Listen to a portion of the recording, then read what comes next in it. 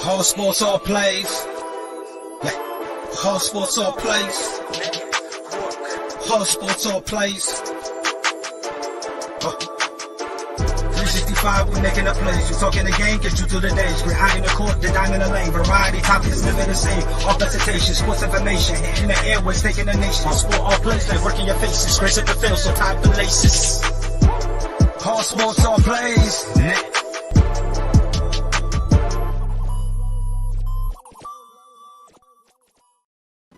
Ladies and gentlemen, welcome to the first episode of ASAP Vibes. As always, it's your boy Pride.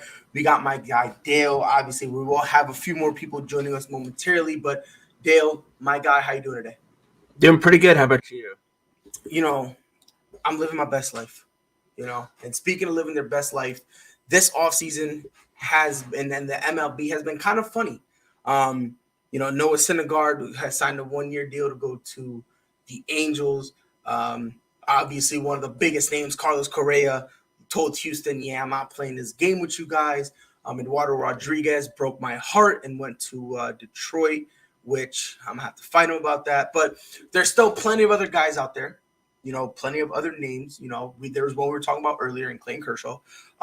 Where do you think a lot of these stars will end up? And do you think at this point, is it more along the lines of we have to win a chip, or do you think more players are now going to start thinking about their lives after the game? I think they're going to start thinking about their lives after the game, especially since they're getting older. Younger guys are coming in. Most have kids that are now getting into school or growing up. I think you got to think about your future, what comes after, not during what's happening now, because your career is going to come to an end.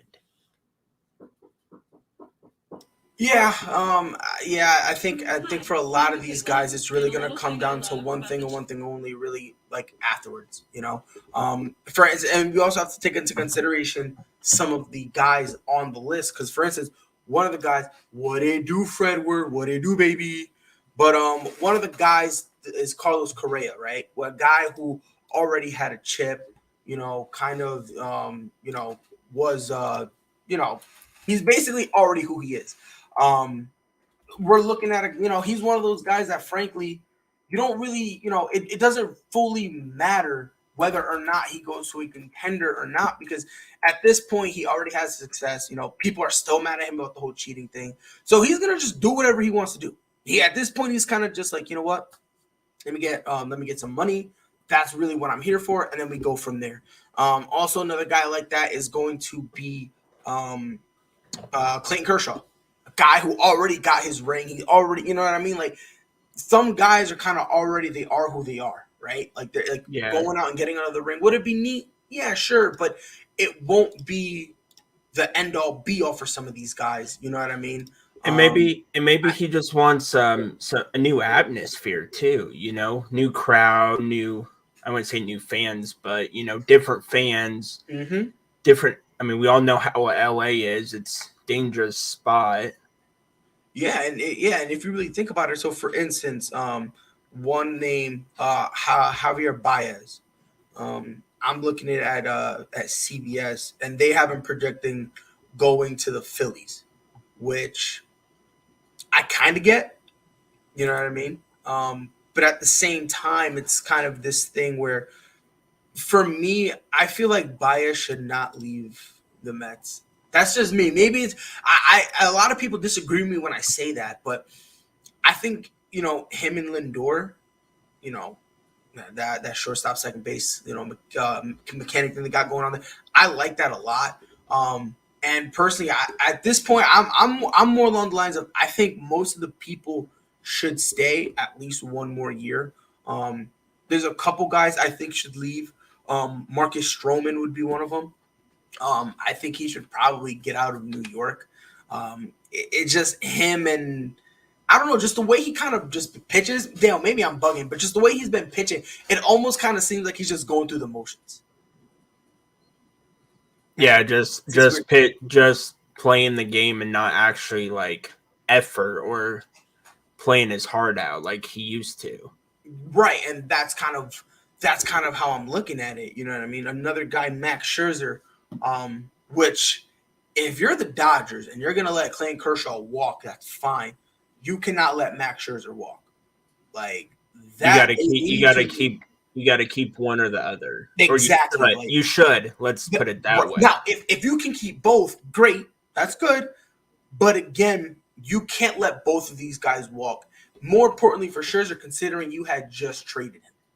You know what I mean? Like, you had just traded him, so it's going to be interesting. And speaking of interesting, the person who I learned everything from, this is my almanac, my encyclopedia, my dictionary, my guiding light. It is. I love it. Yes, indeed. I am in the building. Sorry for the wait, fellas, but I'm ready. I'm ready to work. Let's get into it. Yeah. Shout out to my boy Pride. What's up, Dale? We haven't met yet. What's up, man? How's it going? Oh, it's going pretty good. I can't complain. Ready to get into these topics. Too bad Freddie's not on here, so you can see how I really get down. But it's all good. Oh yeah, I've seen you too. Oh, okay. And again, I know Fred Word is out there somewhere. I know. Yes. Listen, obviously you got the topics. You know, we're going to be speaking about LeBron James. That will summon him. He won't. Yes. For sure. Somehow he's going to find his way. Right, you know what I mean? Like, he said, better be glad I'm sick. I knew it was coming. And ready to the funny part? I was on another show earlier with him, and he was screaming just fine. But let me mind my business. You know who really need to mind their business though? Those Rams. They fumble their bag real bad. Now, here's the question I pose to you guys, because I'm very curious to hear. Is this more? And Dale, matter of fact, no, I'm gonna start with you. I'm gonna put you on the spot because you just got here. Okay. Here's my question: Is this the fact that the Rams just kind of wasn't up for this game and the 49ers was, or have we been overrating LA the whole year just because of Matthew Stafford? I think that it was one of those things that the 49ers got up for this game and the Rams didn't. I think because the 49ers knew the hype that was coming in with Odell and just everything that has happened this week. So they were kind of looking at it like, everybody just expecting us to lose. And I think LA kind of expected the same thing since San Francisco has been struggling. As of late, they haven't played, their greatest football. So they just kind of thought that they could walk in there. This would be an easy fill-out game for them to get Odell acclimated and things of that nature. And I think it kind of showed just the way that they, like, the effort wasn't really there. Like, you could kind of tell that they didn't really look at it like it was a contender. I'm not going to say right now that it's too early to kind of panic or throw them away as far as a Super Bowl favorite, because they have had Freddie is stupid. I'm glad that like I said, I'm not gonna put the onus on them just yet that they are not a Super Bowl contending team. Basically, what I was saying, because they have won some contending games, some very competitive games against teams that people thought that they were going to lose to. So I'm not going to give them that just yet. Now, I mean, obviously, if they drop the next couple of games, then obviously we're gonna have to have a different conversation. But I think right now, just with everything that happened, I think just the kind of the pressure was on for them. The moment was kind of maybe a little too big. And I think the 49ers are just going to come in and just pretty much came in and stole one, honestly, or stole one at home, I should say, because they were in San Francisco. And they pretty much just stole one and just was like, they kind of probably knew that they weren't going to come at them the hardest, just because, like I said, everybody expected the 49ers to lose anyway. So that's kind of what I think about that. I think that they still are in Super Bowl contention. Like I said, if they drop the next couple of games, then we can definitely make that assessment, but I think it's too early to just toss it to the side like that. All right.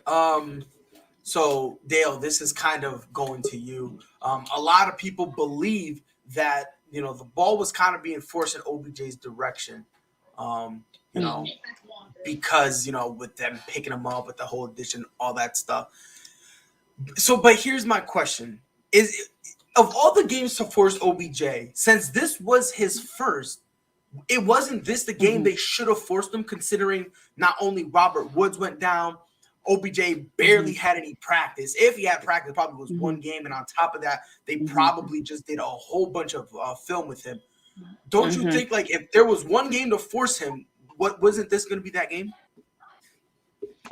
I don't think so. I think that Odell, with Odell, he has to, because like you said, he did just join the Rams, like literally this week. and they haven't had a lot of practice time. Like you said, they've done a lot of film studies. He still has to learn the offense. So I would have spread it out a little bit more if I think that was part of the problem that they had, is that they were trying to force feed him. And it's like, you can't, when you're trying to ease somebody in, you gotta, like, baby step it a little bit, like, kind of get their feet wet, see exactly what because it's different to see somebody on TV and then to actually play with them on the field. Like it's two totally different things, because now I have to scheme for you in a different way.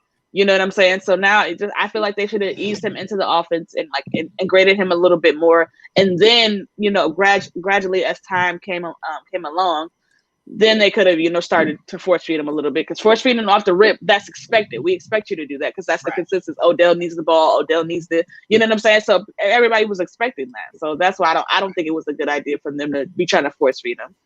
Right. And then, Dale, let me ask you this. With this loss, because Matthew Stafford, 26 for 41, 243 yards, 1 touchdown, and 2 interceptions. Does this kind of put a hamper on his old MVP resume that he was putting on together this year?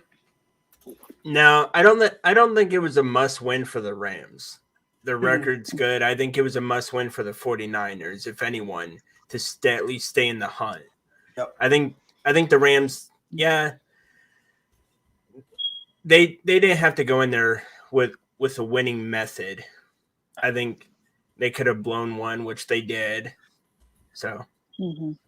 Yeah, well, I mean, someone said Odell will not fit on that team.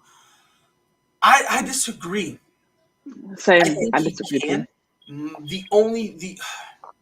I understand on paper saying he won't fit. I get it on paper. But at the same time, we also have to take into consideration with Robert Woods going down, I genuinely believe you give Odell a week, he'll be able to fit.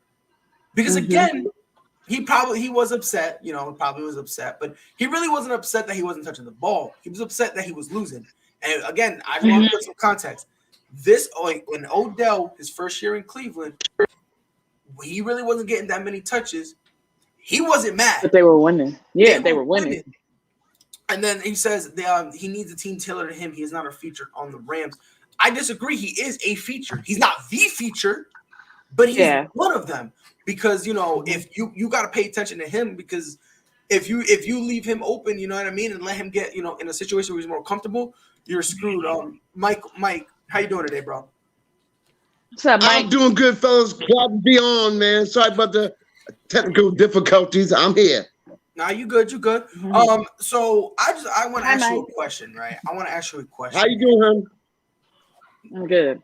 Yeah, let me ask you a question, because some people here believe Odell would not be able to fit with the Rams. Do you think that Odell can fit? And if he can, is it something that's like, because someone just said it's the same problem that the Rams have, the same problem the Lakers have. Is it a situation where Odell's not a natural fit and they have to force it? Or do you think that he can just, naturally fit in? That's a great question. Odell is a diva. When he was with the Giants, it was catered to him. Can he be a role player? That's the key. Mm-hmm. I think I'll be honest. I think he can be. Only because if you think about it, his first year in Cleveland. He got no choice. He got to be. But his first year in Cleveland, he kind of was a glorified role player, if we're going to be honest. Yeah. That's a conversation people are ready to have. You know what I'm saying? For me, you said Odell's a diva, and I agree. I think all great players, if you're a great player, you got a diva in you. And I think you gotta have that confidence. You gotta have that confidence. Exactly. The thing is, what it really comes down to is winning, right? Like for instance, Aaron Rodgers is butthurt because they couldn't win. He can't win another Super Bowl. He went on his whole tirade, which makes him a diva. You know what I mean? Now again, Odell is in that same category. The only pushback I give is I don't want to say no names. I don't want to be mean. I'm not going to be mean. Somebody that's going to be completely anonymous today, Alana, you know what I'm talking about, had the nerve to say that Odell was trash. The nerve. No, hell no.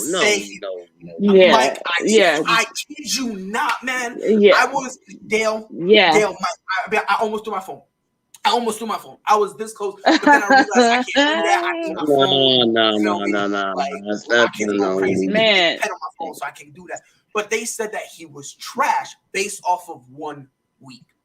Here's the question I'm gonna ask everybody, and I'm gonna start with you, Dale. How long do you think it'll take for us to give a proper assessment on Odell fitting with this offense? I say at least a season. Have him go against some good teams, have him go against some bad teams and average teams. And then we make an assessment next season once we actually see him healthy with a good quarterback, some good players. I think then we'll make the assessment then. I think 1 week, I think that's – you can't do that. Yeah, that doesn't make any sense. Right. My thing is, I'll say this before I let you go, Elena. There's only 2 guys in the NFL in terms of wide receiver position that you can drop in and you should expect that they can fit in no problem. That's DeAndre Hopkins So see if we and Devontae Adams. Personally, those are the only 2 dudes in the NFL at the wide receiver position that you can drop in. But Elena, give me a timeline. How long do you think we should give Odell? I think at least a couple weeks. I think we got to give Odell time to get familiar with that offense and get familiar with how they run things. Also for him and Matthew Stafford to kind of build a rapport a little bit, so that they can kind of, because like I said, Odell and I've said this on previous show, Odell he's a great route runner, but he also freelances at times because he may see something and be like, okay, I could cut here, or I could run this way, or I could do.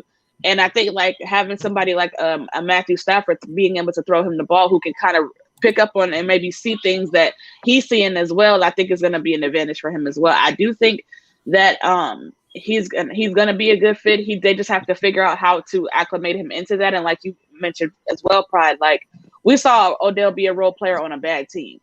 So we can't say what Odell would or wouldn't do on a good team as far as being a role player, because he hasn't really had that since his first couple years in the Giants, which I mean, he still had a relatively washed up Eli, like a barely hanging on Eli at that time. And then you go from that, and then you give him to Baker, and then like it's just like like we haven't really got an opportunity to see him in a role with a winning team, and him being a role player, and him getting touches or getting lack of touches, or however the scenario unfolds.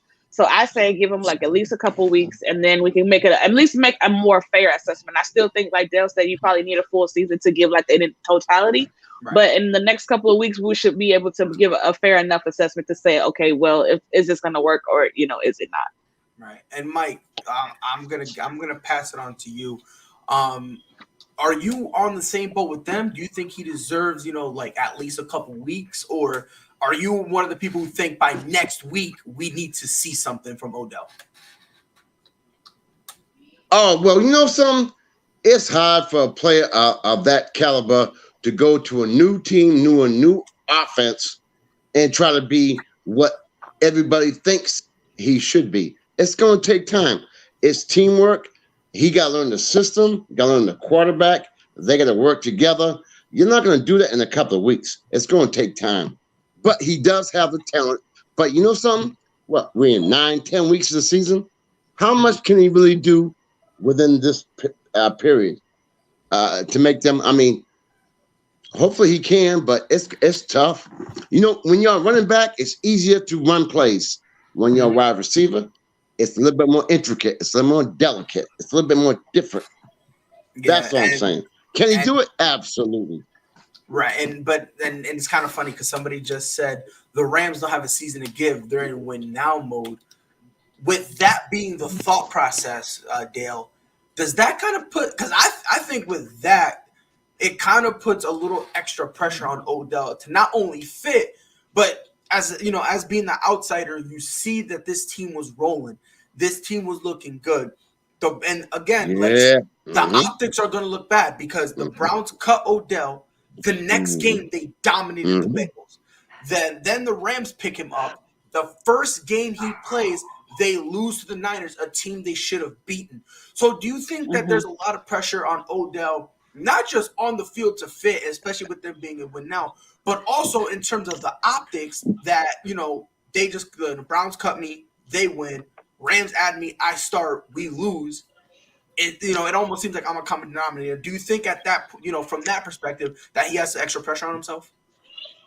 I think so. I think because fam, what you all forget to realize, don't mean to interrupt you, boss.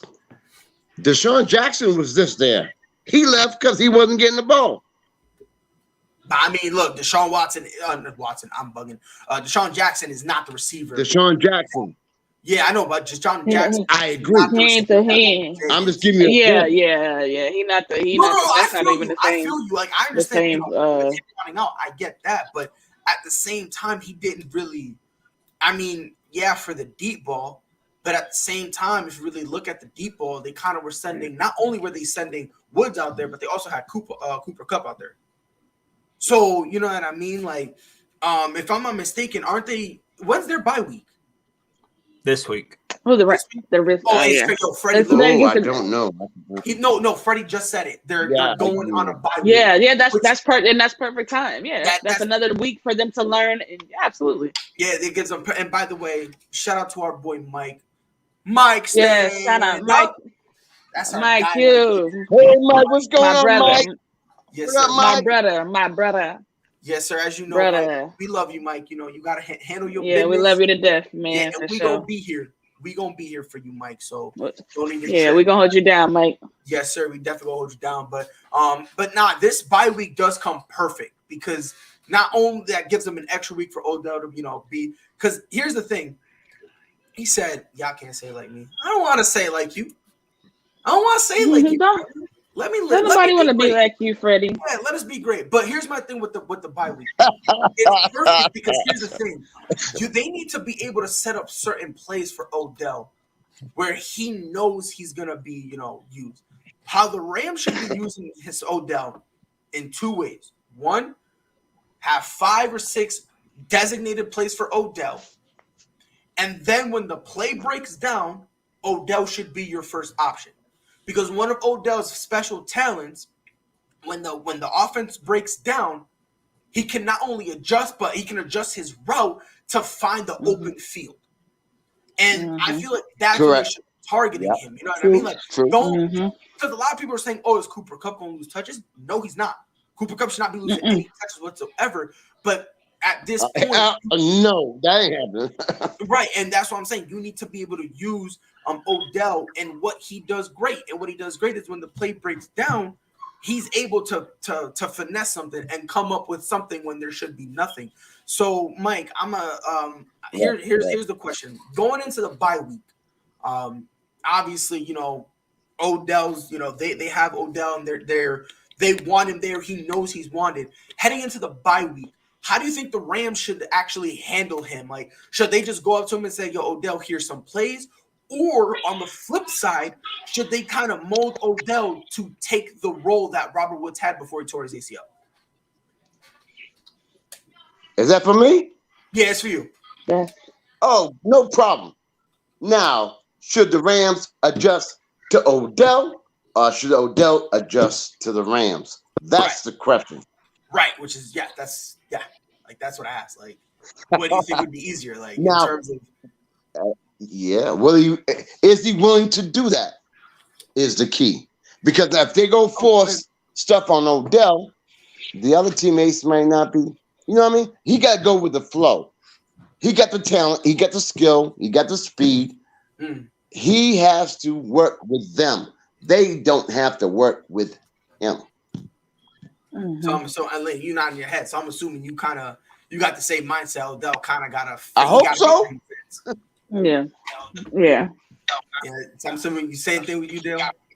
Yeah. Come on, girl. You gotta have my back. Come on now. Nah, she said yeah. I said yeah. Nah, I'm about to be the contrarian. I think in a sense, it kind of works both ways because somebody has the show on. I think I'm hearing the echo. Yeah, I hear it too. I'm hearing the echo. Say something. All right. Okay, it went.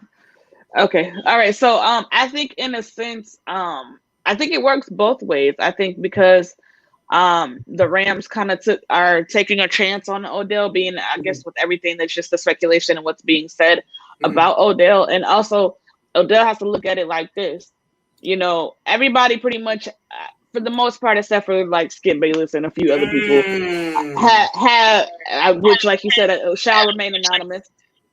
Mike, you got the show on, man. We can hit. It's the echo. Yeah. But yeah, so that, like I said, a few other people that'll remain anonymous, but everybody's had Odell's back as far as, you know, everything that went down with Cleveland. Everybody has pretty much said that he wasn't getting the opportunity, that he needed to leave, that he needed to go into a team where he could prove himself, where he could win, and we could see him in a different situation. So now you got that. You got where you want to go. I mean, he has a house in LA, so that's perfect. You know, that's damn near home for him. You know what I'm saying? He's got a better offense, a better quarterback. He's got an offensive minded head coach. So now it's like, all right, you got everything you want. It's at your feet now. So you got to make it work. Like, he has to make this work. It can't be, you can't, point the finger at everybody this time, because now this is the third team. So now everybody's going to be looking at you like, well, what's wrong with you? Because this is you know what I'm saying? Like, it can't be everybody else's fault every time. So this situation, he definitely has to make this work for sure. So Dale, I saw this comment, and this made me kind of take a minute to kind of pump the brakes. Who should be the number 2 receiver? Do you put Odell in there, or Jefferson, who a lot of people thought, even with a lot of people thought that Odell was going to be fighting with Jefferson for the touches.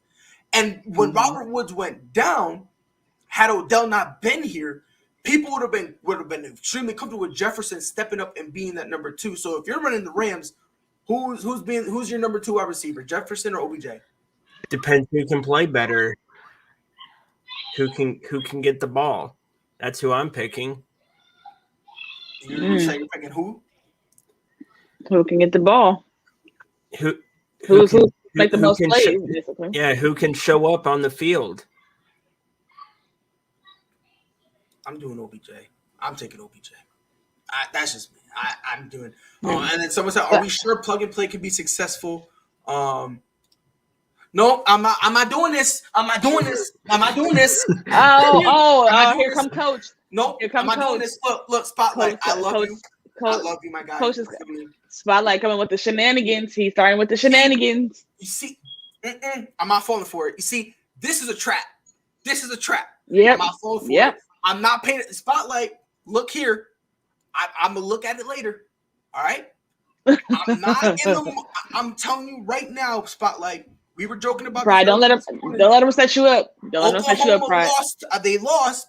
Watch them somehow get pushed up the rankings. I'm not talking to you no more. I need to be set up, Pride. Don't do it, Pride. I need to be on the committee. That's all I'm saying. But someone asked, are we sure plug and play can be successful in the NFL, i.e. Stafford coming from a field team and organization with Detroit? I think it depends on who you're plugging in, right? Like, I think that's really there's a God. I'm telling you, man, if they somehow stayed the same, I was not going to be on the show in the morning because I knew Bishop would have been a trip. But someone said I said AB is number 3 and doing well. Put OBJ at 3 and watch him be great. Look, I wouldn't even mind that, because like I said, I feel like what they should do, if you want to have him like that and be the number 3, have a couple plays designed for him, and then when it breaks down, that's fine. They just need to come up with him. Give him a legitimate role. Give him a solid role where they can be like, Odell, we're giving you these 4 plays. These are your plays where you're the legit number 1. And when the play breaks down, we're going to be looking for you. It's your time to shine. Yeah, absolutely. Right. If he has a definitive role, I mean, he has no choice but to be successful. It's like it's the same thing like how with the whole with Carmelo and like the Rockets. Like, it was like he didn't have a definitive role. They just kind of threw him in there. It was like, you're Carmelo, figure it out. And it's like you can't expect that from a player that has that stature and that caliber. Like, these are superstar players, believe it or not. Like, you know what I'm saying? So they, in their mind, they need to know if I'm coming into this team, what is my role? What am I supposed to do? What do you want me to do? Because if you tell me that, I can perfect that. But if you just throw me in there and say, make something happen, and then you look at me when it doesn't go right, then whose fault is that? You know what I'm saying? You're right. 100%. And we all agree here, Odell's a superstar. There's no way about it. Otherworldly talent. He for is, sure. but he definitely does need to make sure the onus is on him to make sure that he does Absolutely. whatever he can so that way things don't fail. But speaking of superstar, the greatest basketball player to ever grace God's green earth, born to one Gloria James, December 30th in Akron, Ohio. If you do not like it, we can fight about it. That's fine. LeBron James, he's coming back. He's returning Friday Yes. against my Celtics, Yes. and I'm worried. What up, coach? What do you do, baby? I know, but that whole soliloquy, hold on, but that whole soliloquy I just went on, coach about be like, yo, shut up, Pride. But with him coming back Friday, are the Lakers officially on the clock to make Team 360 work?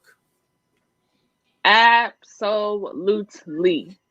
Because I mean, granted, and I'm one of those people that I'm very much an NBA truther in the sense that I don't really start taking things serious until after Christmas, because that's when let's be honest, that's when it's for all the marbles at that point.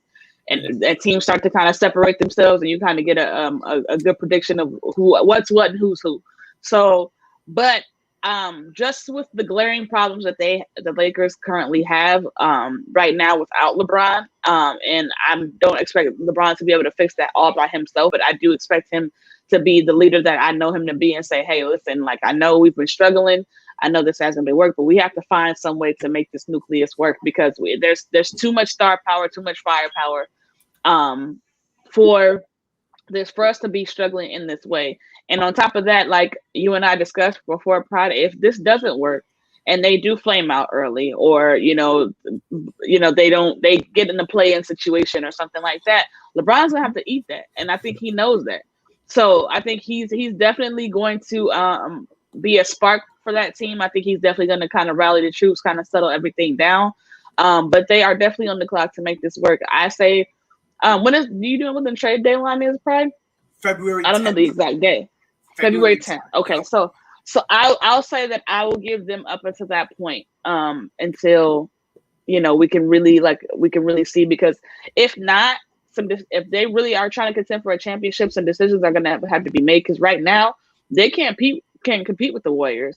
They can't compete with, you know what I'm saying, with the Suns, with the Suns, with the healthy, a healthy Nuggets team. We still not sure what's going to happen with Kawhi as far as with the Clippers. And I mean, they haven't been playing the greatest, but they've been at least staying afloat, kind of bubbling around a little bit. So they right now currently constructed, they're not able to compete with those teams. So yo, hold on. Remember, hold on. Don't not yet. Give me 1 second, Freddie. Remember how when I said when we mentioned the Lakers, it's like Candyman?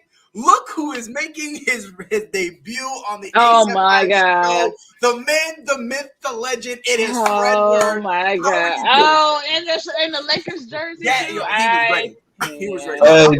Hey, I'm under the weather. I'm sick, but I just had to come on here to defend my team. Like, I was defending him. I didn't even say. I hadn't even said that. I was defending him. She was. I wasn't slaughtering nobody. I was probably saying what you were gonna say, or what you were thinking at least. But what's up, Con?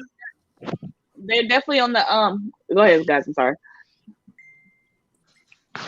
I think he's trying to figure out his setup over there, but I think, like I said, it's just early to, like, it's early, but at the same time, they definitely have to understand that they're gonna be they're gonna get everybody's best shot every night, because they're the expected favorites, like they're supposed to be, you know what I'm saying, in a certain position. So I think Bron coming back is obviously going to be a positive for that team. They definitely miss his leadership. They definitely miss the spacing, how he's able to create spacing on the floor for that offense. And just being able to, like I said, be the leader that he is, to settle them down because they kind of get, like, once they get in the hole, everybody's kind of hanging their heads. There's no, you know what I'm saying, there's no like liveliness. It just kind of just like, all right, here we go again. And then, you know what I'm saying, and that's just how the game ends up ending. Right. So but yeah, so I definitely, it's kind of I'm in the middle, I guess I'll say. Like, I feel like they are on the clock to make it work, but at the same time, I feel like they will make it work, because it's still a long season, man. It's a long season. So, because we kind of had a little bit of this topic this morning, and I agreed with you. We should give them until Christmas to see. But Freddie, you gonna hate me. Jay convinced me. Like, why are we giving them time when even without Braun, this team should still be working? And he low key convinced me. Like, and Let me ask you a I question. know. Go ahead, Freddie. Go ahead. So and I was with you this morning. Here we go. The more I started thinking about it, like, I want to ask you a question. You're building a house. You're building a house, and that frame ain't strong. When there's a wind that come blow, what's gonna happen? More than likely, the house gonna blow over. But here's the problem. Oh, no. But you're doing the three little pigs. Your house ain't built to hay. You still got bricks y'all can put up there. No, so I understand the whole Pride. You gotta realize this. Anthony Davis is our best player. He is. Mm-hmm. And LeBron James is the backbone of this team.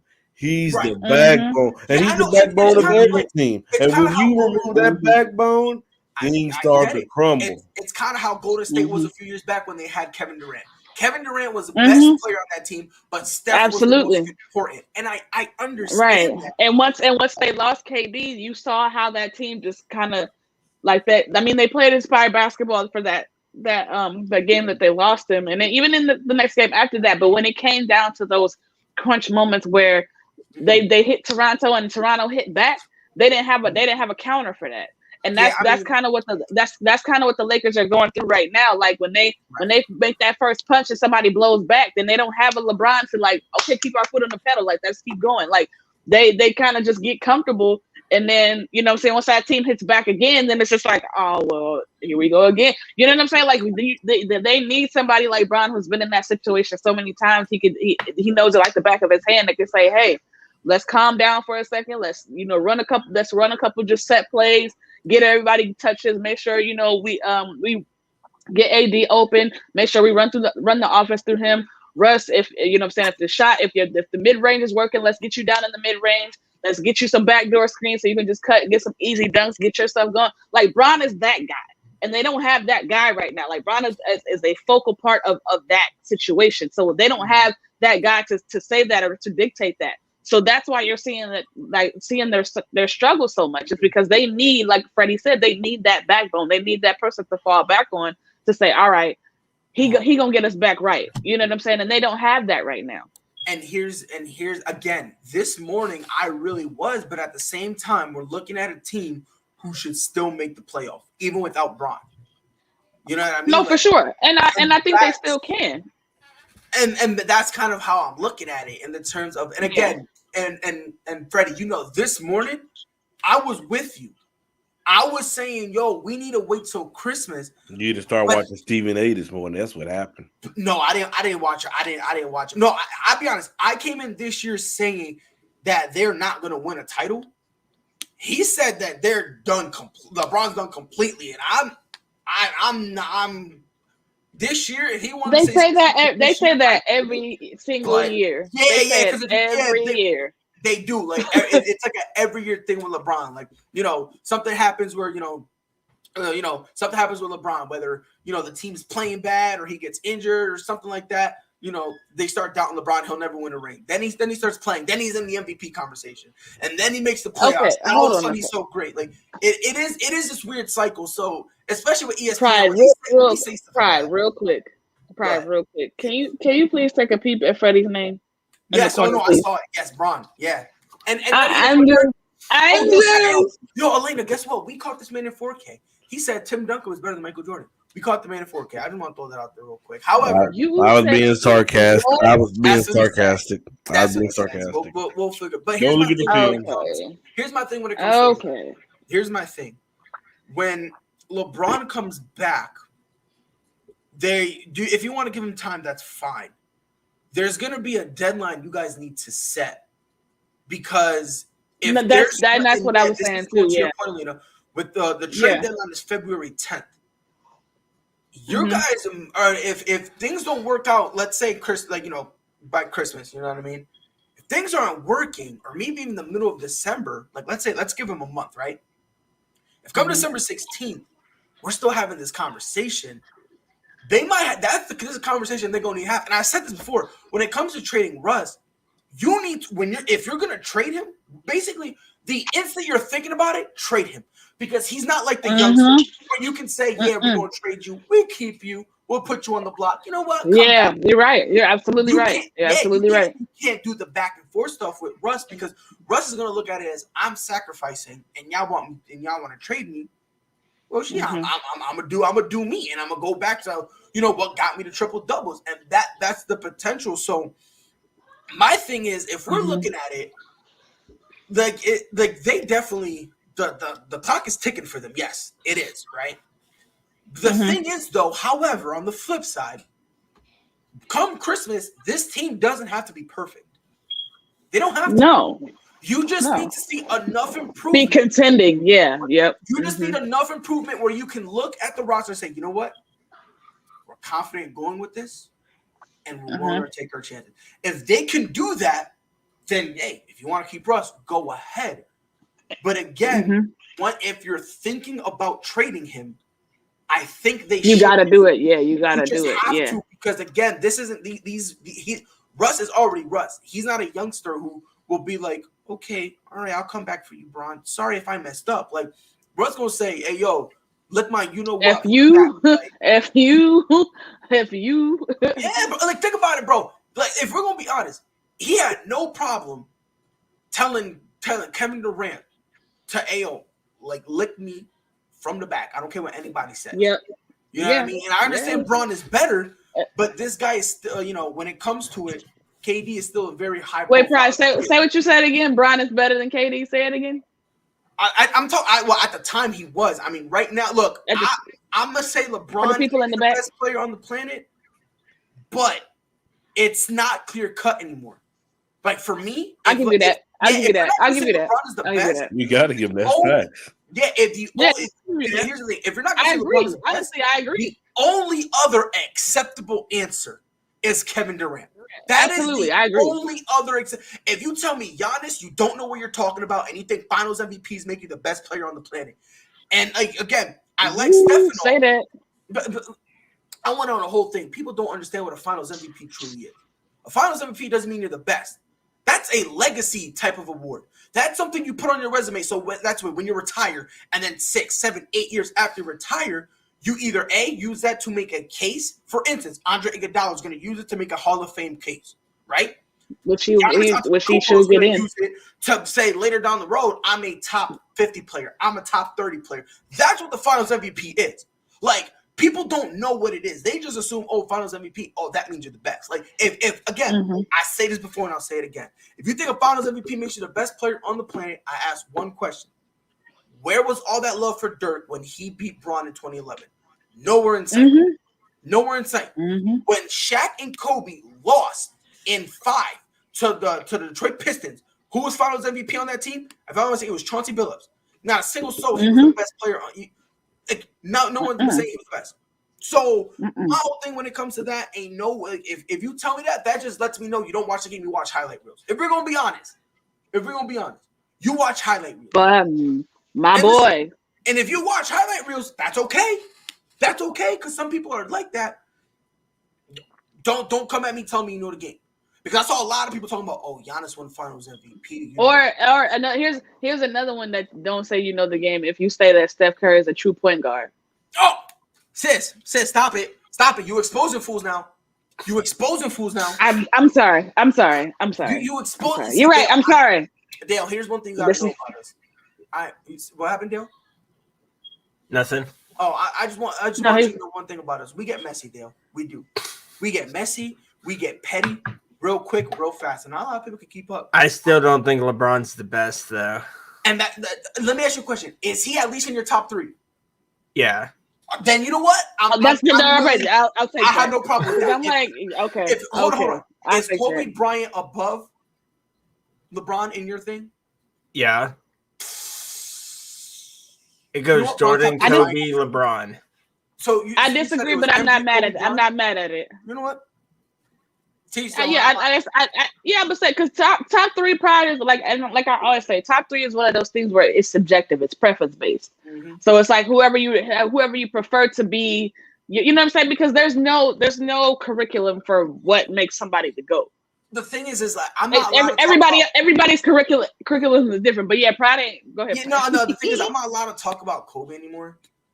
Yeah, he's got banned for talking about Kobe. Yeah, I can't talk about Kobe. So like when people mention Kobe, I kind of gotta just put my hands up and fall back. Yep. Yeah, I'm not allowed to. I got yelled at by a lot of people. Yeah. I got yo, Dale, if I didn't know better, like I said like some hot stuff. Like if I didn't know better, I was trying to give Hitler a pass for what he did. Like that's the heat I was getting. And I'm just like, I didn't realize it was that bad. But in terms of the Lakers, they're definitely on the clock. We'll figure out what happens. We really will, because at the end of the day, you know, again, if they end up trading him, this is a conversation that they're also going to have with themselves. If they end up trading him, who will take him? That's a question that is true. Because again, because think about it, where Russ is in his career, he's kind of the same place like John Wall, right? Where like a playoff team, if they'll that's take a good point. you're gonna have to. You're not gonna be that guy. You're gonna have to be a role player, maybe even come off the bench. And on a young team like the Cavs or Sacramento or you know the Magic, they're busy. But it may be time. It may be time for that. It may be time for Russ might honestly be in the Carmelo ladder of his career, where it may be time for him to accept that he's not that guy anymore. And his game, the way he plays it right now, and in today's current NBA, is not winning basketball. It's exciting basketball, which as a fan, I love to see it because I love watching Russ play. I honestly, I'll be stressed, except for when he be doing turnovers and shit. That's another thing. We'll talk about that later. But Russ is exciting. Like I said, I like guys that are passionate, that have a lot of energy, that are, you know, like, I mean, even Giannis got some of it too. Like, you know, just that swag. Like, you know, when they make a good play, that screaming or just talking. Like, I love that. But it's not winning basketball. That's just the honest to God truth. Same thing with Melo. People, basketball purists, we love Melo, but Melo is not he right now. But he understands now as an older player, but he wasn't playing winning basketball, which is why when he got to a certain part of his career, he was bouncing around because it's like, what can I do with this guy? Because he's stuck in his own I'm gonna do me, and that's just gonna be what I'm me, and that's it. And that's not how you win a championship. It just isn't. Yeah, and not only that, but at the same time, you're also looking at Melo, who, when he finally realized it, he got to the point where he was like, "Just give me a role." That's kind of that's it. That's it, because he had no other option. And exactly, Melo wasn't like that before. Like before, he was like, not at all. "I need to play. I need to get my touches, and if I don't get my touches, I'm fighting somebody." That was really how he was. He couldn't. Eventually, after being out of the league for so long, he was like, "Look, bro, give me something." It's kind of like D Wade. Anything. Remember, he went back to Miami. Yeah. Like remember, before he left, he was like, "Look, I need to get my 30+ minutes per night. I need to get my 17 or 21 shots, and I need my money." Exactly, because they wasn't trying to pay him. That was a big part of it. Yeah, they were like, "Nah, bro, you're bugging." He went to Chicago and then realized, "Look, bro, this is fun and all, but I had it good in Miami." Yeah, this ain't me. So he went back to Miami, and Miami was like, "Look, we'll take you, but you're gonna have to now be a role player." And that you're coming out the bench, because he understood that when he went back, he was just like, "Look, bro, I get it. I'm not the Flash no more. I'm Dwayne Wade. Not even D Wade. I'm Dwayne Wade." And for real. But the thing is, it's okay. Like, listen, for as great as LeBron is, there's gonna be a time where we don't call him Bron no more. We call him LeBron. Like, that's gonna be like, there's gonna be a point in time where no one's gonna want you. There's gonna be a point in time where the few people who do want you. Pride. And I know it sucks to say that, but there's gonna be a point in time where you're not that guy anymore, and you, instead of the team bowing to you, you low-key gotta fall in line with that team. You low-key gotta fall in line. But for sure, what do you think, Dale? Because we just been over here rambling. It's like me and Pride were talking about Kershaw kind of at the start. It's like, do you go somewhere to just play the sport, or do you go somewhere That's a good point. That's a very good point. Live after the game, like absolutely. Where do you see yourself in 10 years when you're on a job interview? Right. Like, And the thing I will say this thing about Russ, he's in this situation where he doesn't need a ring. Like, look, he's already a Hall of Famer. Exactly, like kind of like the thing with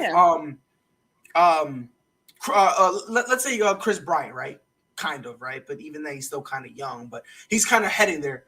He's a guy where if he doesn't win a ring, he kind of is what he. Well, I can't even say that because he won one with the Cubs, so that's kind of that really doesn't count. But the point remains, he's at the part of his career where he's kind of like, if I can win a ring, great.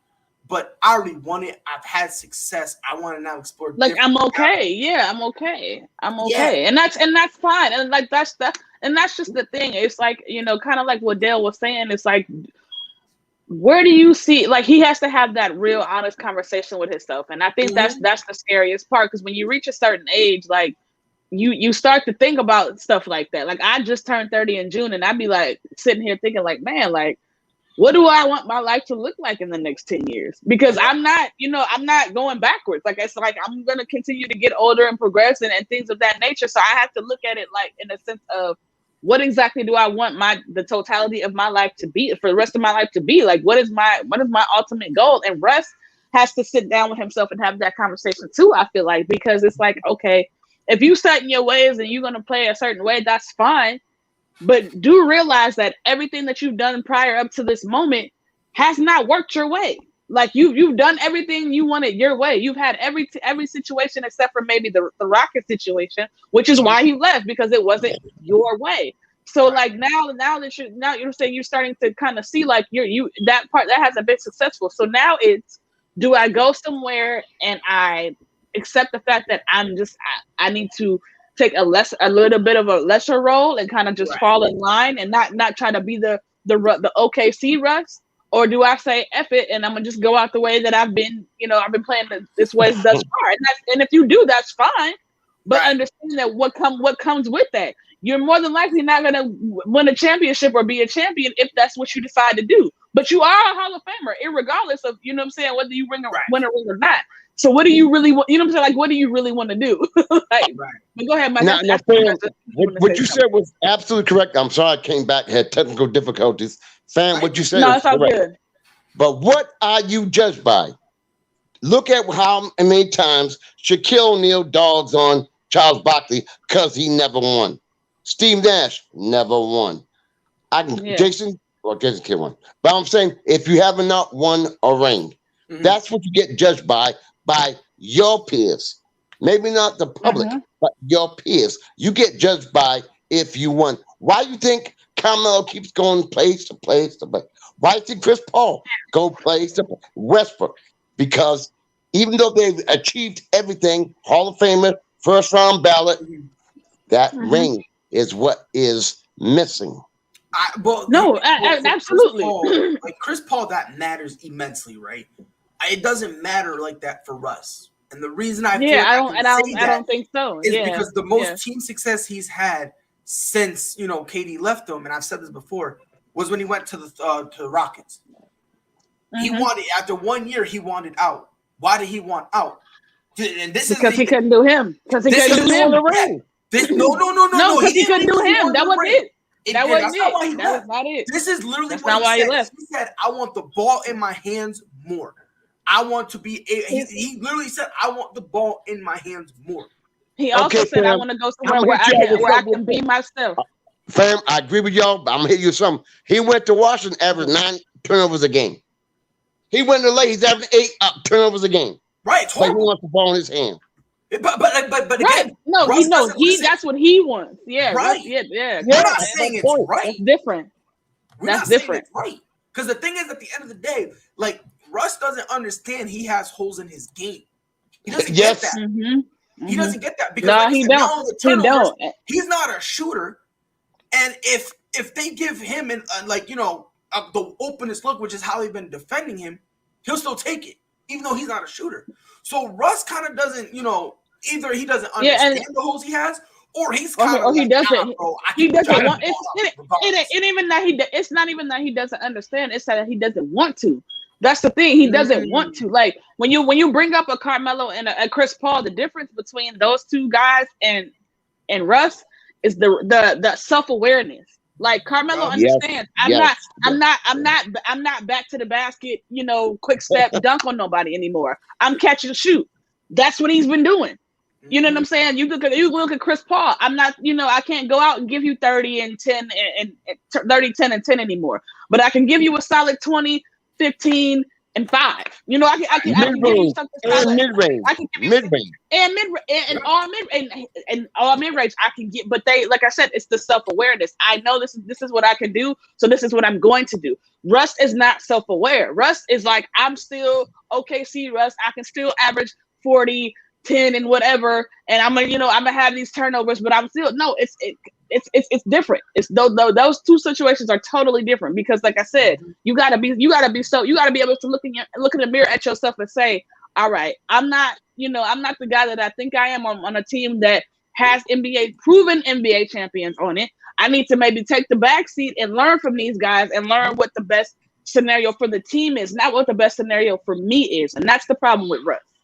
And you know something? Y'all right now, my question to all y'all is, can LeBron, because Russ is doing better when LeBron's not in the game. He's been out, 4 or 5 games.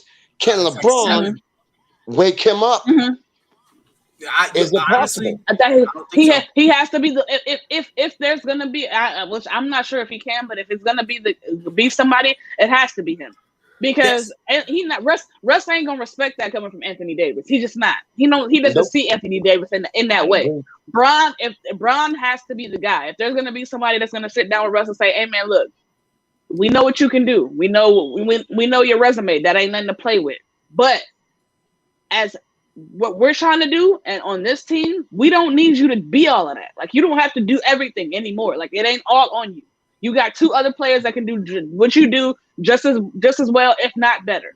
So let's try it. You know what I'm saying? Let's try it this way. But yeah, but I agree. I agree with Ricky. It is tough to teach an old dog new tricks. Like I said, I'm not sure it can happen, but if it's going to, it has to come from Bron.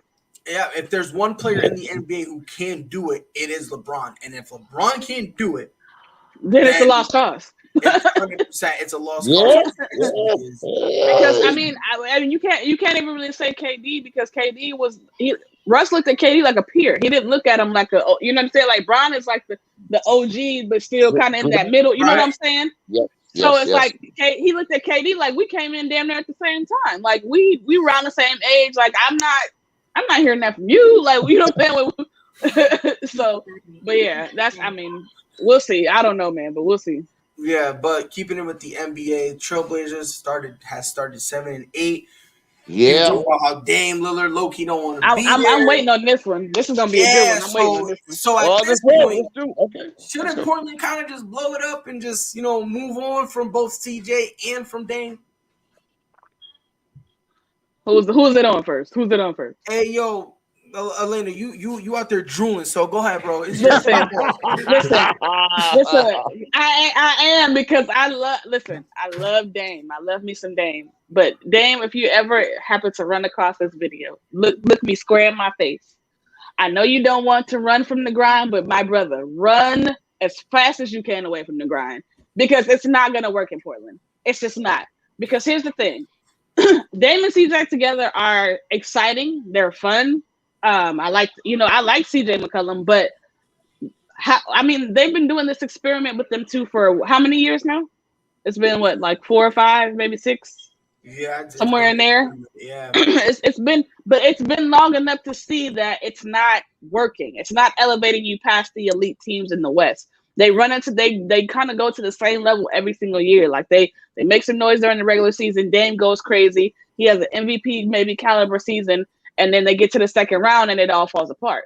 So it's like it's getting to the point where now it's like we've seen a large enough sample size to know, as much as they may be brothers and like I said, they're fun to watch together. If Dame wants to win a championship, he's not winning a championship in Portland, especially not with CJ McCollum. It's just not going to happen. CJ is like a Jamal Crawford in my eyes. Like, you know what I'm saying? Like he reminds me a lot of him as far as the way he plays. No, he's not that old. But I'm just saying, though, I'm talking about just as far as like play, what he brings to the team. You know what I'm saying? He's that flash. He can score, can get a bucket from anywhere. has a plethora of moves in his bag, but he's not a difference maker. That's the thing. Like CJ is exciting to watch, but he's not a difference maker, and that's what Portland needs to be like an elite team in the West. Is they need a difference maker to go along with Dame, because Dame makes. I mean, they go as Dame go, and the other issue that they have is that Portland is a small market. Nobody wants to come to Portland.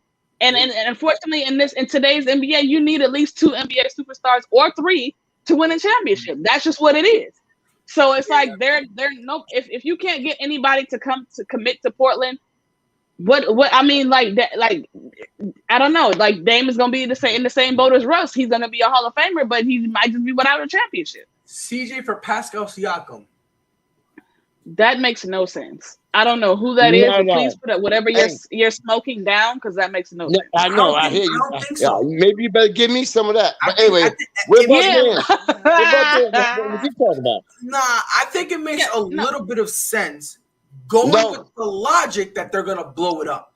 If you do Pascal Siakam in some picks, if you go that route.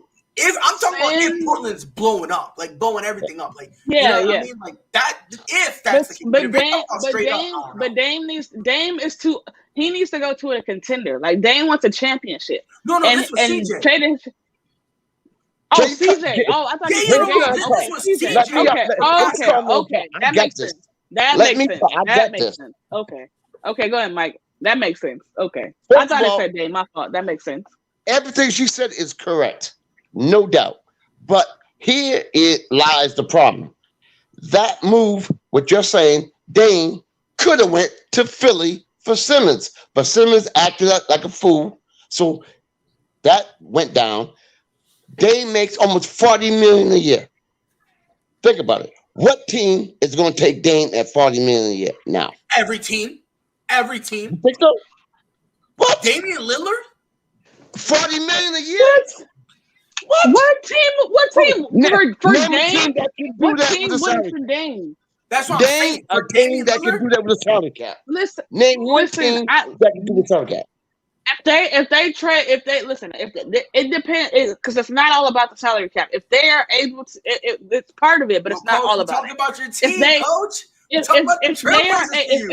a team is able to package it together where they say, okay, we'll give you this player, that player, some draft picks, you know what I'm saying? Things that if they can finagle it like that, then they don't. I mean, the salary cap ain't gonna be that big of an issue. But what I think, send Dame to Philly.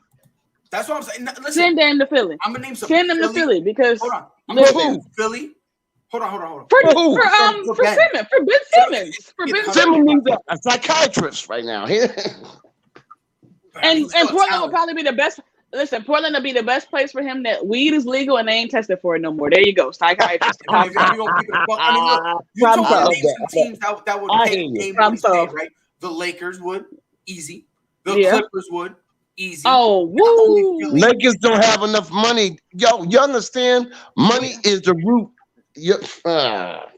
No, man. If we get rid of Russ, which by the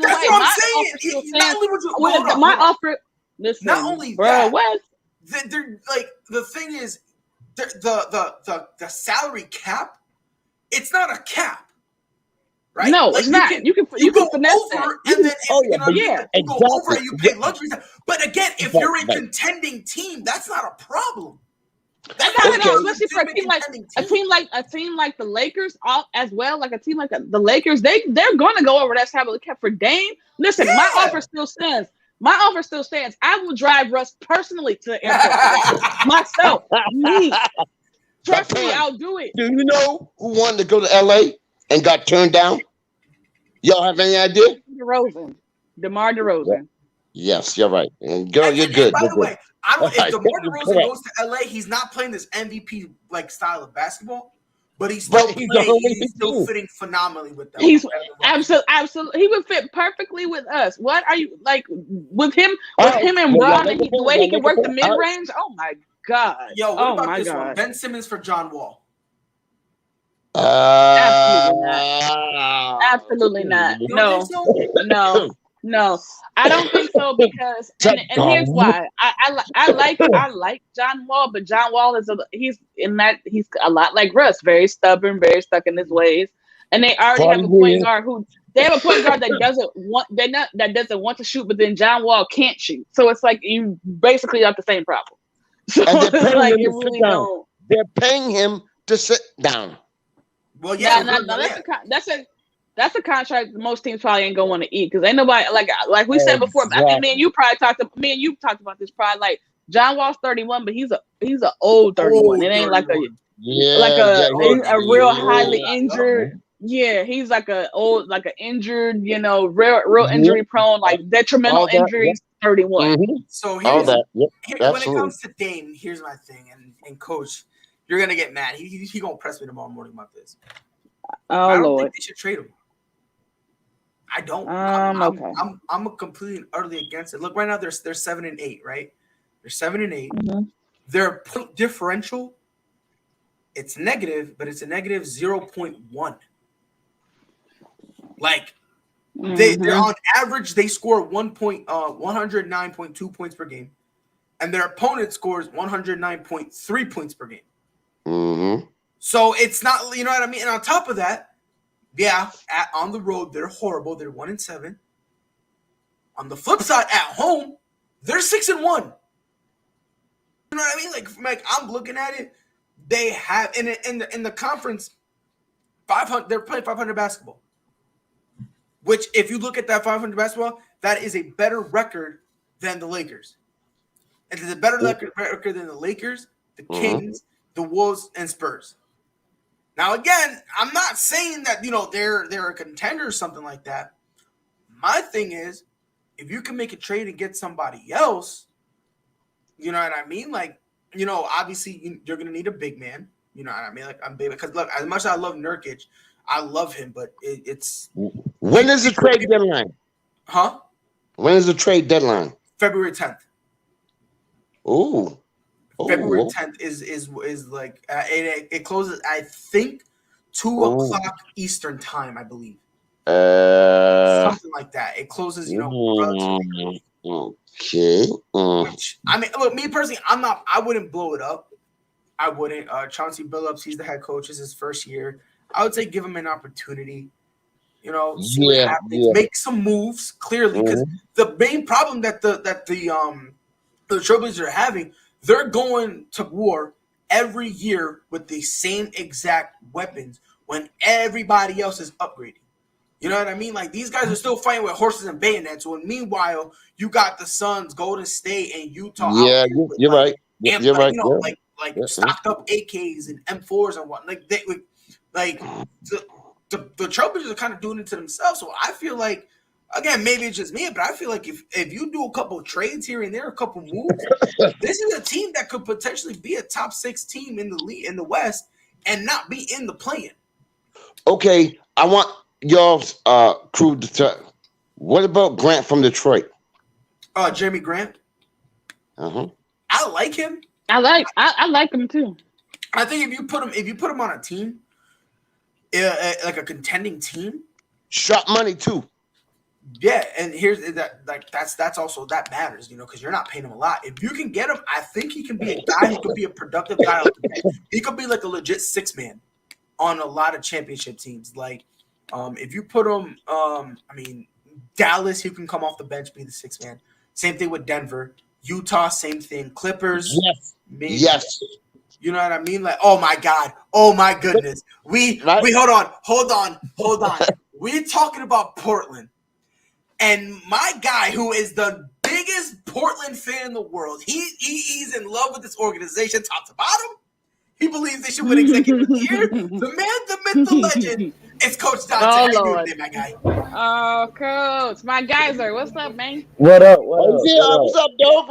What up, y'all? How y'all doing, man? He know I'm the biggest Portland critic ever. Like I said again, I am. I say again, I think they I think they're a fucking joke, and I don't think the organization is no good. That's all I'm saying. But appreciate y'all for welcoming me in, man. I'm coming in to talk NBA ball, NFL, whatever. Shout out to Freddie for sending me this link though. Yes, sir. Yes, sir. Well, I appreciate Yes, it. sir. Yes, I don't know if you. Coach came through. Oh, listen, man. Listen. My geyser. I'm learning something about Coach, right? You know how when we talk about the Lakers, that's like, Freddie, that's like somebody that came in for Freddie. You mention anything about Portland, Coach? No. Who cares what Freddie said? Who cares what Freddie said? Keep it real. Who cares what Freddie says? But Coach, let me ask you something.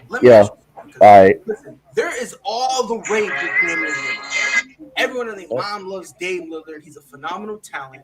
Here's the question I have. Here's the question I have. Legitimately speaking, what team do you think should trade for CJ? But I also I want to put you on the spot. Highlight him to the point where he's a focal piece in the offense. Whether it be a big three, he needs to be in the starting lineup. What team do you think should trade for him to put him in that starting lineup where he can actually put in work to the point where you can actually say this guy and say, yo, CJ McCollum is helping making sure this team makes a playoff push? I mean, it's hard for CJ. It's hard to see what we can start at. But CJ, I mean, in Portland, is their two guards are their best players, and that always been like if CJ is hot, they'll go to CJ. If Dame is hot, it's Dame. It's always Dame because those two complement off each other basically. It depends on who's hot, who's hot, and who's down in the game. So again, I can see a lot of teams in the playoff scenario that can use CJ McCollum. I got one, Coach. I got one. Go ahead. I don't mean to interrupt you, Coach, because you know your stuff. I got one, and y'all can't argue. Sacramento. See, that was one of my teams. I was gonna say Sacramento. I can see that. I can see that. I was gonna say I was actually gonna say Sacramento. I believe Utah. Utah would be a good fit for CJ too. Utah could be a that secondary score behind Donovan Mitchell, and stuff like that. He can play some point guard. You can put CJ McCollum on the 2 and let Donovan Mitchell get his keys to this offense. I mean, he's done it. He's proven that he can do it, and I believe that's a vulnerable team in the Western Conference with CJ in Miami can use his service. I mean, if you trade Miami, you would have who to. Who are you giving up? Yeah, who are you giving up? It would have to be who are you giving up? It would have to. No, it would. I think they could still keep Lowry, but they would probably have to. They probably have to package it with probably Tyler Hero or Duncan Robinson. Or Duncan Robinson. Yeah. No, I wouldn't either. But I'm just saying that would be the only. You're saying like what they would do. Yeah, what they would do because they would have to do that because first of all they're not getting rid of Lowry because Lowry's a Jimmy Butler guy. Yeah, and like Jimmy wanted him in Miami, so they're not going to get rid of him. They're not getting rid of they're not going to get rid of Bam because Bam is locked into a long-term deal at the moment, so they can't afford to get rid of Bam. So there's that. So they would be real stripped at the big man position, real. Absolutely. So the only way that would work that they would have to part ways with probably Tyler Hero, Duncan Robertson, maybe I think it's what's the name still there? Miles Leonard. I think he's there too, right? Miles Leonard, for the moment, for the moment. So they probably might throw him in there, but that would be the he's let me say something, y'all. Crew. You know who has the most money available? Y'all have any idea? I don't. And y'all have any idea? I would think Sacramento maybe, or Orlando. Charlotte. And you do have some pieces. That is interesting. Yep. Yeah. That's why you got me on the show, man. That's why I'm on the show. Yep. Yeah. No, for real, like that actually probably would be the most logical because you still could keep your core guys. You can still keep LaMelo. You still can have Miles Bridges there. Terry Rozier. You could still keep those three. You could probably part ways with Hayward. What's his name? Hayward. You could probably say Yeah, you could probably save some money because they paid the Yes. hell out of Gordon Hayward. Hayward, he got almost $30 million contract. Listen, hey, and I don't. Gordon Hayward is. And it's funny because it's that, and then the next highest is Terry Rozier at 17.9. Then after that, it's Kelly Oubre with 12. Yeah, I mean, you could probably part ways with Oubre for real too, but Gordon Hayward need to tell me how he robbed them people like that, how he got away with robbing like that. Hey man, teach me your ways, man. Teach me your way. I need something like that. I need something like that. I just think this trade is wrong. Instead of for Dane or for CJ, they should do the same thing to Philly and try to get Ben Simmons. If you're trying to get rid of D'Angelo Russell. Wait, who to the Timberwolves? Yeah. If they want to get rid of him, that's interesting. You know what I mean? Pair a nice big man thing with Simmons and Karl-Anthony Towns. They're not gonna win, so it's not like it, truly matters anyway. And then D'Angelo Russell gives, at the guard. But that actually Pride, I'm not mad at that, because if you think about it, and you put Ben Simmons with that Timberwolves team with Anthony Edwards, who is balling right now. He is balling. I thought he was going to be good. I did not see him being this good. Like, that kid is good. He's confident. Like, I love him. Him with Ben Simmons might be a little crazy. Pride, you surprised me with that. I mean, Anthony Edwards. Anthony Edwards is a very good basketball player, man. I watched that guy in Georgia. That guy was the carrier at Georgia. That guy was literally the carrier at He made Georgia relevant. I didn't know nothing about Georgia. I didn't know that singer. I was watching Georgia basketball games because of him. Right. That was the only reason. That was the only reason you watched Georgia, because of him. To be honest, the only reason Georgia basketball, at least. The only reason I still watch my Rockets is because of Jalen Green and Kevin Porter Jr. and all of those guys. Yeah. That's the only reason why I really actually watched them. Yeah, like for me, how I looked at it was, I knew this kid was going to be special. I knew the instant I knew he was going to be special. My only thing was, is this going to be the type of kid that when you give him criticism, is he going to be able to take it and not be sensitive about it? But if someone tells him, bro, that was a stupid shot, is he going to be like, oh no, you're stupid? Or is he going to be, all right, what do you think I should have done, and actually tried to learn? That really was the only question, because he never really been put in that position where, someone's going to tell him, yo, you're doing something wrong, and he now needs to listen and learn and actually take it. And something, fam? I don't mean to interrupt. I'm going to ask y'all a question because I respect your opinion. My best friend I just got fired from DePaul. But anyway, my point being, what they're doing now is a lot of players are going to college and going to play in the G League or overseas. What is your take on, if you're an 18-year-old kid and y'all going to get $100,000? You from the hood, you from the projects. They're going to pay you $100,000 a year to go play in the G League, or do you go to college? I want y'all to answer this one. I'll be honest. I think differently.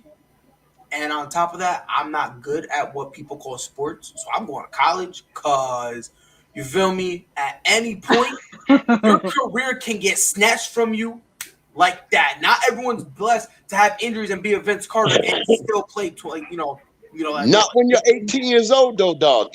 18. You're not 18 years old. I'm still in college. Jalen.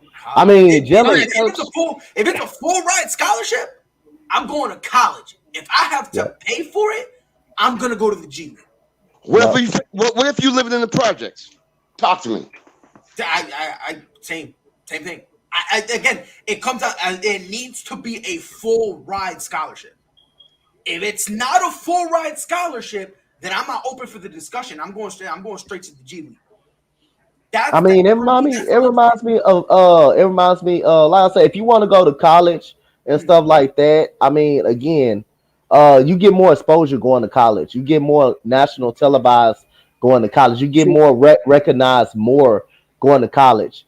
But like similar to Jalen Green, he was NBA Yeah. ready because like I said again, he was. You got guys in the NBA in the G League that played in the NBA. That's more veterans in the NBA. So that's why you expected Jalen Green to come out and do what he do. And man, Right. but I mean, if you watch this guy, if you watch his athleticism and how good he can leap, his shooting is gonna get better as the years go on. But this dude athleticism is off the roof. I Yep. mean, again, if you just want more exposure, you just go to college, and if you want to get more out there, so draft people can notice you more, then college will be the route to go because you get more exposure like that. And you just get the audience and the TV and the commercial people to see how really good you are. That's why Jalen Suggs had bust up on the mat. Nobody knew this guy. Nobody knew who this guy was. And then into the tournament, he had that big time tournament. Then you thought Cade Cunningham was gonna slip because he got exposed in the tournament to some. He got exposed in the tournament a little bit. So if you want more exposure, college will be the best. But there's nothing wrong with really going to G League because you already go But fam, be y'all NBA forgetting ready. the point. Y'all forgetting Yeah. my message. Y'all from the hood. You're broke. Your family's broke. You Here, so ain't got nothing. listen. That's what I'm I saying. got a counteract for that. So if I'm an 18-year-old right now in today's college basketball, I'm going or just basketball period, and I'm 18. I'm going to college basketball because they can get paid now. Now, Yep. if this was like 5 years ago, then I'd say I would Just understand come what back. you're saying. Yep. I would go straight to the G League because at that point, like you Mhm. said, that's 100,000 off the rip. I can take care of Yep. my family. That's a direct pipeline to the NBA. You know, Yep. the scouts that be at those games, there's also in as well. They get opportunities to be around those NBA players. So I get that. But today's college, I'm going to Yo, you can college go to because not college because only you get am I paid. absolutely because like you know what I'm saying. Today's college. I'm going to college because not only am I getting paid, but I'm still getting those same looks, those Yep. same scouts.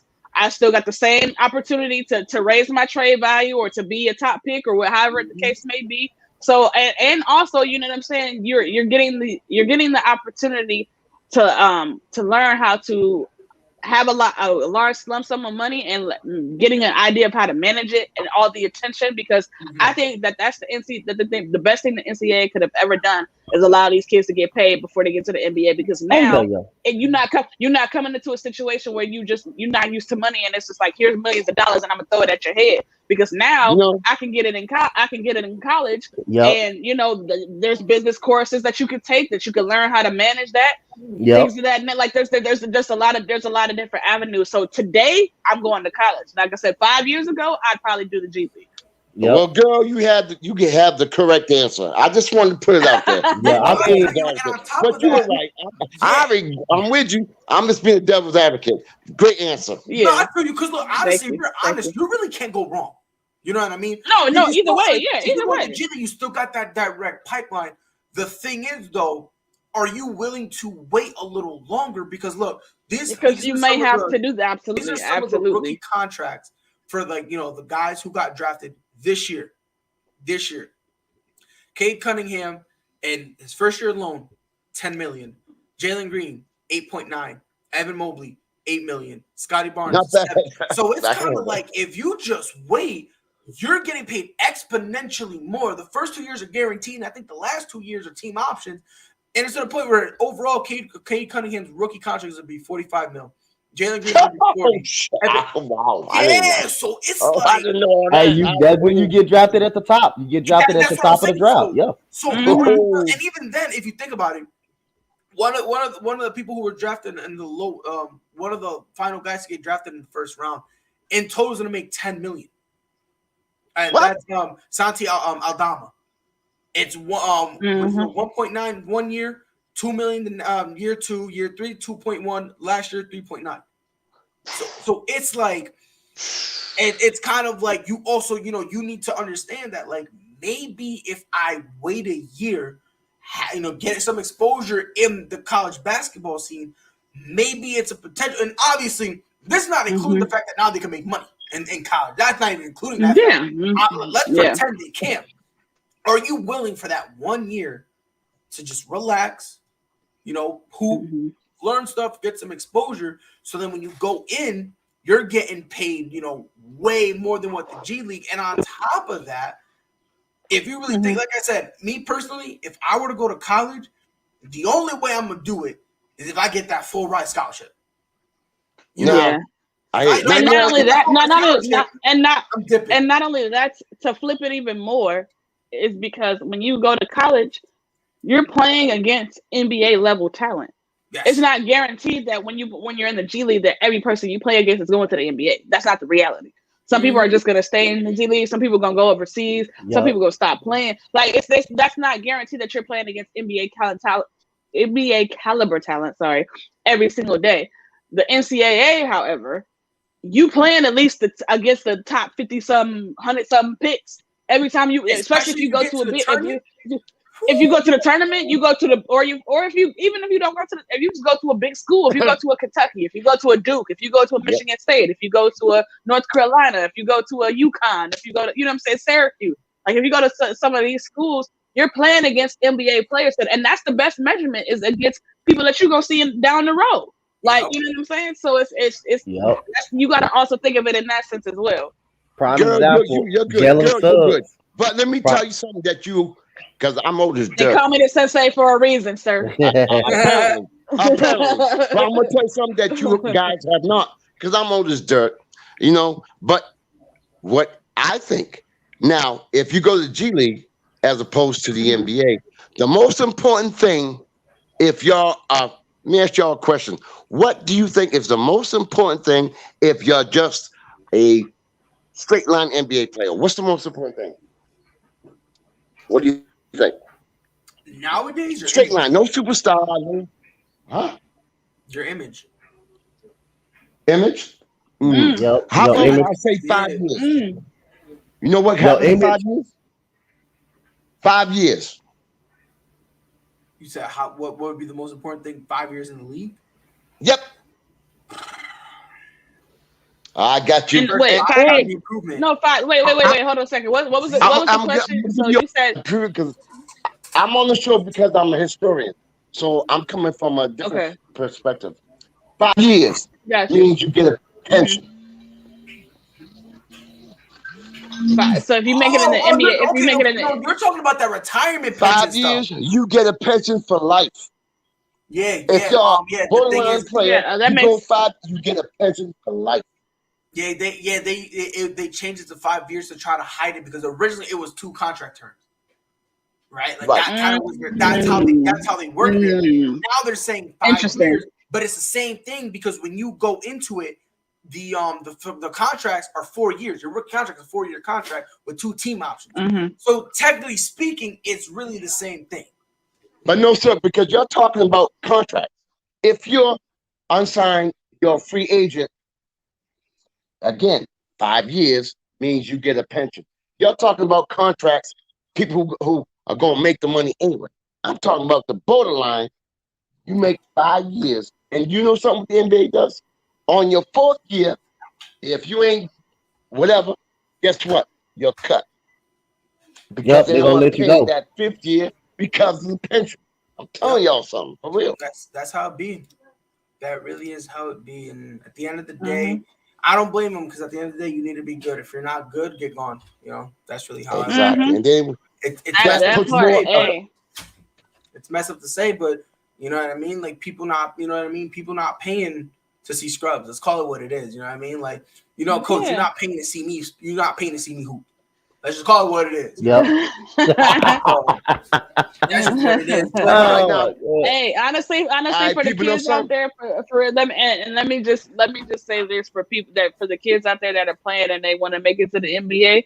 If you're not super athletic or you're not jumping out the gym or things of that nature, and you still want to make it to the league, be a 3-and-D guy. Yep. Because you can last at least a solid 10 to 12 years being just a 3-and-D guy.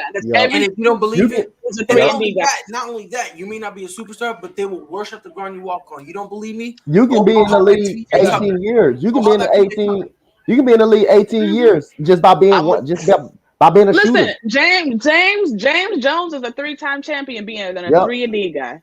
We not being a shooter. I guess somebody. I'm just saying. I feel you. Hey, hon, you're good. I'm gonna tell you something, y'all. Listen, I'm the old school guy. There's a guy, like you said, 18 years. I'm OG. But as a guy who played 18 years in the NBA, played at UConn, you all know what I'm saying. Went to the NBA, played on, I think, 12 teams, made an 18-year career because not only was he fundamentally sound like y'all saying, but he was a good player. Good on the bench, good for the team, good in the locker room. His name was, y'all too young for this. Kevin Ollie. Y'all know who that is? Yep, I know who Kevin Kevin Ollie Ollie. I is. know Kevin Yep, Ollie. Yeah, I know yep. Kevin He used to Ollie. play for Seattle. The He Supersonics. played for everybody. Yeah, Kevin Ollie. The Sixers, all that. Yeah, I know who he is. Yes, He coach for yes, sir. UConn right now. He coached for UConn, I believe. No, he don't. He got fired. Oh, he got fired. Yeah, Yeah, that's he got he got fired. They got somebody else right now, but he won a championship with them though when he was coaching. Yes, he did. The first year at Like, UConn. right after, Yes. right, yeah, after Jim Calhoun left. Yep. All right. Yep. I'm gonna ask y'all because I love y'all. I'm gonna ask you one question because Freddie got me on the show because I'm a historian. I want to see how good you really are without Googling. I'm gonna give you just a couple things. Just one question. We can move on. Who scored the first NBA basket? Ooh. You got me on that one. You I got me on that one. don't know that. Yeah, I don't know that one. And what were the two teams that played in the first game? I'm always. You may not want me on the show no more. You may not want me on the show. What's it? No, you could. But what was it? Wasn't it the Sixers and somebody else?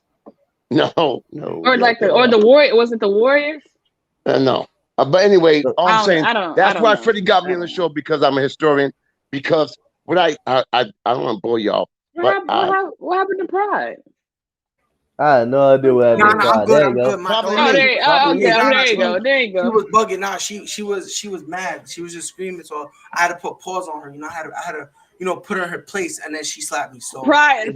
No, yeah, I'm gonna say Pride. Don't get on here lying on my good sis like that. Don't get on here lying. I can't even say that because I'm downstairs and my fiance. Like this is a green screen, right? My fiance's behind the green screen, so like I gotta say I'm joking because all of a sudden you're just gonna see my head snap forward. You're just gonna see her behind. Yeah, I'm gonna say if you need to body slam him, go ahead. Yeah. You better. You know how. Hey, so what days are you all on so I can come on? I don't know what days. I don't know what days. Tuesdays and Saturdays, right, Pride? Yes, sir. Tuesdays and Saturdays. That's what that's. Oh, great. Tuesdays and Saturdays at 7 p.m. Eastern time. Yo, Dante, feel free to swing by. Hey, I got y'all, man. I'm gonna swing back on with y'all. Man, pop on here, Coach. I love this, man. Y'all great. I love it. You said Tuesdays and Fridays, right? Saturdays. Okay. I got so you. You know what? I'm gonna do a special where like every time Portland wins, I'm gonna have like a whole thing for this. Oh, man. You out of pocket. You out of pocket, Pride. You out of pocket. Yeah, he is out of pocket for that. Oh my god. This was fun. Oh my goodness, Michael, man. Coach, obviously you guys are welcome. Yes, I got you. I'm gonna be on this Saturday. I mean, y'all got some final words? Hey man, appreciate y'all, man, for just letting me on, man, and talk some basketball with y'all. Always honored. I'll be back on I guess Saturday on Tuesday. So like I said, I love talk sports, period. NFL, basketball, college. I wanted to do it.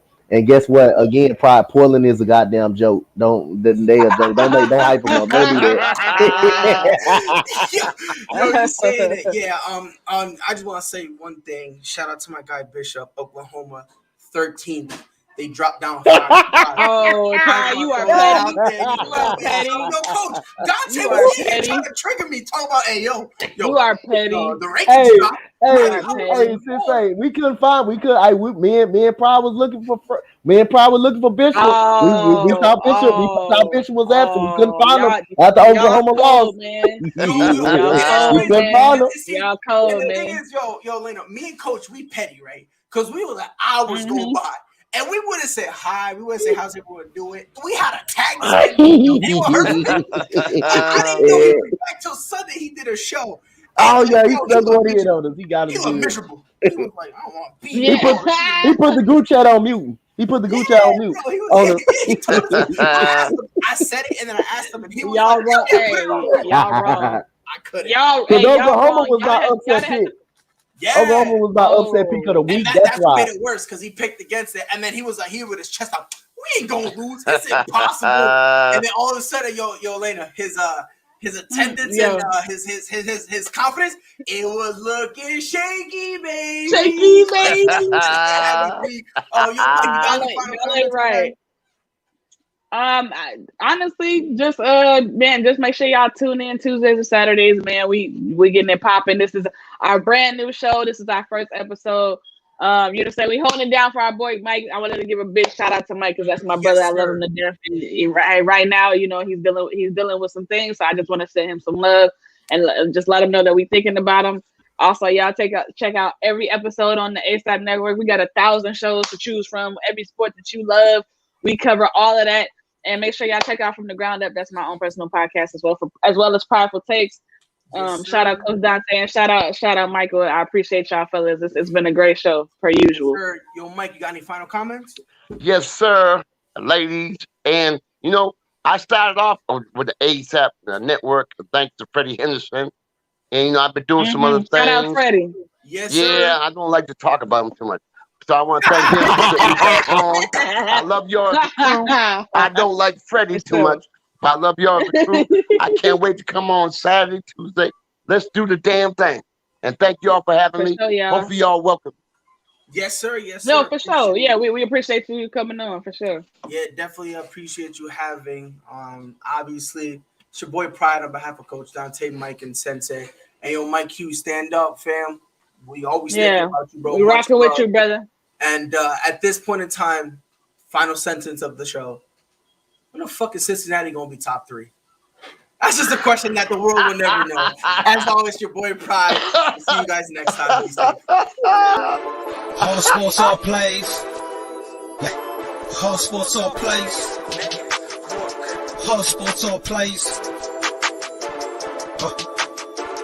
365, we making a plays. You talking the game, get you to the days. We're high in the court, the dime in the lane. Variety, topics, living the same. All presentation, sports information. In the airways, taking the nation. All sport, all plays, like working your faces. Grace at the field, so tie the laces. All sports, all plays.